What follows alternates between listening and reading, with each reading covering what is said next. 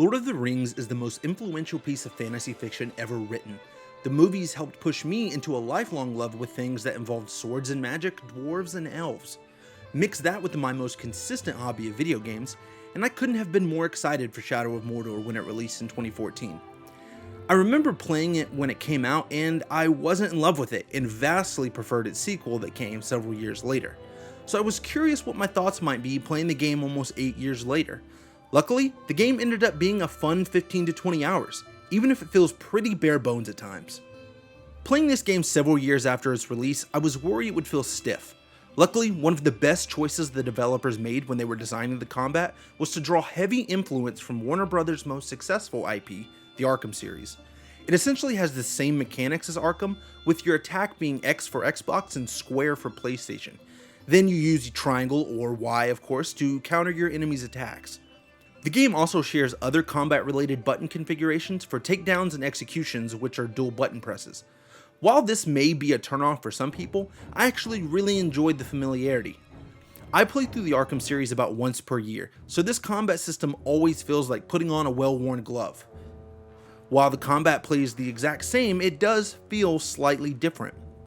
Whereas the Arkham series feels a little heavier, like you're punching bags of meat, Shadow of Mordor feels a bit lighter and more slashy. It's a very slight kinetic difference in how your attacks feel when they land. Where the game really comes into its own is your Wraith-like abilities. As you unlock more abilities, such as your Wraith dagger throwing, combat drain, and stun finisher, you really feel like you have control over two different power sets. You have Talion's vicious executions, where you're hacking off heads and running Uruk through their chests with your sword. Then you have moves like where you're countering two enemies at once, where you have Celebrimbor's spirit splitting off for a moment for the assist, or exploding Uruk heads with celestial energy. You feel strong, you feel fast, and you feel scary. Everything you need to properly instill fear into the hearts of your enemies. The fact that I am playing this game over its much more engaging sequel and still having a fantastic time fighting enemies is a testament to how refined the combat mechanics are even in 2022. The world design is something that I think this game doesn't do incredibly well. You only get two areas to explore, which is the starting area of Udun and the coastline of Nurnen. The main problems with these two areas is that they end up being very visually stagnant over time. Udun has lots of mud and rocks with 3 or 4 Uruk bases that the majority of missions and activities take place in. By the time I got done with completing all the missions in Udun, I was ready to leave it hours ago. Staring at the same looking boring muddy landscapes and completing missions in the same small forts became very repetitive and over time boring. It was a nice change of pace to finally reach the coastline of Nurnen and see a much more lush and verdant coastline. The coastline also has more interesting fort locations such as the fishing village and the large Uruk city at the bottom of the map. Unfortunately, I also had the same problem where the map reuses missions in the same areas and it ends up not feeling engaging. This is exacerbated by the fact that the game has extremely repetitive side mission design. The way you upgrade your sword, dagger, and bow is by completing missions that are labeled with one of your 3 weapon icons. Your dagger missions are mostly stealthy and have the objective of something like stealth kill 10 Uruks without being seen in a specific area. The sword missions are combat based and will often be something like perform 10 executions or kill 50 Uruks in this area. Then of course the bow missions will be based around ranged combat and will be like stay in this small area outside of a fort and kill 10 Uruks without entering. Each weapon type has 10 missions throughout the game, which adds up to 30 total. This ends up feeling very repetitive, with you basically doing the same thing with very slight variations for each one. The only thing that kept me grinding through these missions was the fact that the game's combat is so good. I always enjoyed killing Uruks, I just wish it got packaged to me in a different way throughout the game. I like the idea of having to complete missions to visually change your sword, dagger, and bow. The sword and dagger particularly have the best visual upgrades. The dagger of course starts out as your murdered son's broken sword, and once you complete all the dagger missions, it becomes a large elven style dagger. It doesn't affect the power or the way you use the dagger, but it was a nice visual change that helped me feel as if I was progressing. The other side missions you have are the resistance missions. These end up always being freeing 3 to 5 slaves that are tied up in separate places within a large area. You get optional side objectives to change up what you were doing a little bit, but ultimately you do the same thing for 24 missions. I think one thing that could have improved both the Outcast and the weapon missions were better contextualization. To explain myself, you never really feel like these side missions matter to you because of how they're presented to you. You could basically never complete a single side mission, and you would almost notice no difference between your game and someone who has 100%ed it the same way I have. The outcast will occasionally help you in a fight, but it never really makes a big difference. Your weapons look a lot cooler, but they don't affect combat in any sort of way beyond their aesthetic. These missions should have some sort of stronger reward beyond visual. The weapon should either do more damage or should gain some sort of ability. And I know you do get the special upgraded ability, like we have unlimited executions or unlimited stealth executions, but to me, it just wasn't enough. The resistance missions should affect the world state by having human patrols roaming around fighting bands of Uruks. Maybe even have a special side mission where you push the Uruks out of one of their strongholds and now it's permanently inhabited by humans. These missions are also only set up by having a starting point with a few written lines of dialogue to state what you're doing. You can tell there is a level of progression in these outcast missions. It starts with freeing slaves who accidentally broke tools, and it eventually escalates to where you're freeing resistance leaders, or so you're told. Some of these missions should have been rewarded with cutscenes or some sort of larger world state implications.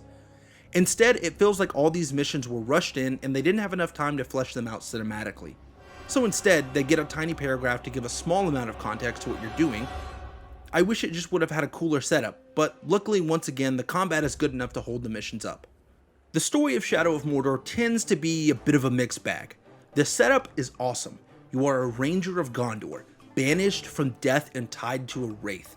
Your mission? Gain revenge on the Black Hand of Sauron, so you can finally pass on and be reunited with your murdered wife and son. It sounds cool as hell whenever you say it out loud. And when all this happens in the first 15 minutes, it feels just as cool. The game never fully reaches these hype levels though that the premise initially gives us. The cast of characters are small, and beyond one character who's an orc, none of them are particularly memorable. Something that through this playthrough that I did find more interesting were the collectibles and how they fleshed out the world, the characters, and the setup of everything going on. It gives you a better context of where these characters were before Talion got involved with them. For instance, you get a peek at Hirgon and his relationship with his wife. You get a better understanding of the dwarf hunter Torvin and what happened to his brother. It gives you a better sense of who these characters are, and it really adds to the game in my opinion. I think it would have benefited to try and weave these aspects more naturally into the game. By far the best moments in the game are the interactions between Talion and Celebrimbor. Both are rather dire in their disposition, but Talion does occasionally show some form of optimism and hope that Mordor and its few human inhabitants will endure. This of course is only to be soonly quickly swatted down by Celebrimbor, harshly reminding him that all the land and the people in it are doomed to Sauron's wave of darkness.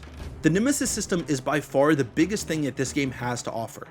In many ways, it feels like they created this system and then just decided to make a Lord of the Rings game around it in order to sell it.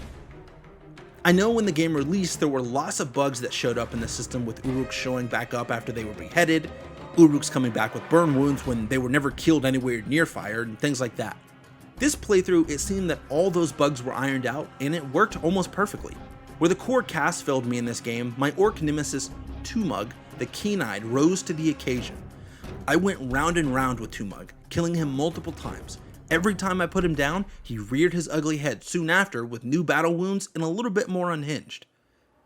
He started out like a normal looking orc, but upon our final encounter, his face was being held together by sacks and ropes as he cackled hysterically. It was probably the most memorable character interaction I had in my entire 20-hour playthrough. The Nemesis system also gives the game a really nice interactive board game feel.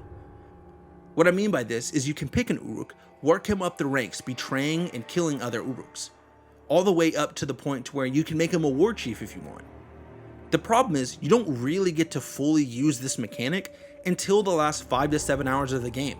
It happens too late, and this system doesn't ever fully reach its potential until the sequel. Overall, the game feels very slim in a lot of ways. As I stated earlier, it feels like they came up with this really cool Nemesis system and knew that they had Arkham Combat and decided to make a game around those aspects. In the process, they failed to fully realize the game in any other way. Here's the kicker. The combat and the Nemesis system is so good that I seriously recommend this game. It doesn't overstay its welcome, so it never feels like a painful slog. These mechanical aspects kept me so engaged that I really didn't mind doing the side missions. But honestly, I can't recommend them to everybody because they add so little in terms of actual play. I'm always a fan of playing the original games before their sequels, so if you want to play through the sequel, I recommend playing this, skipping through the side content, and just enjoying the story. That is unless, of course, you want to be a completionist like I am. But if you choose to skip the side content, the game will only run you about 10 to 12 hours. So get out there and slay some Urukai, and if you're already playing the game, give me your opinion in the comments below, and thanks for watching.